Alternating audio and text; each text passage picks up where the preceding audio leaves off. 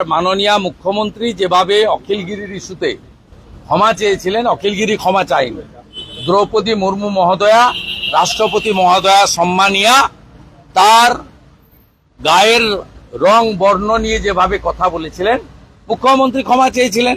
আজকে বিমল দাশগুপ্ত, প্রদ্যোৎ ভট্টাচার্য, জগন্নাথ বন্ধু পাঁজাদেরকে সন্ত্রাসী বলা হয়েছে তার সরকারের সরকারি ইউনিভার্সিটির কোশ্চেনে।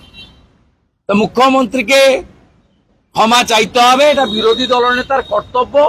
আমি আমার দাবিটা এখানে তুলে ধরলাম। মুখ্যমন্ত্রী কোন ইস্যুতে কথা বলবেন, কবে বলবেন, সেটা উনার ব্যাপার। কেষ্টমণ্ডলের ইস্যুতে মুখ্যমন্ত্রী মুখ খোলেন না, কসবা গার্লস কলেজ ইস্যুতে মুখ্যমন্ত্রী মুখ খোলেন না।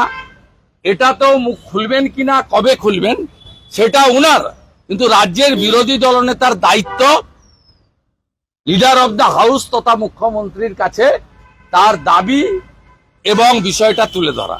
সেটা আমি সাংবিধানিক প্রধান রাজ্যপালকে লিখিতভাবে দিয়েছি, আর মুখ্যমন্ত্রীকে আপনাদের মাধ্যমে আমার দাবি তুলে ধরলাম।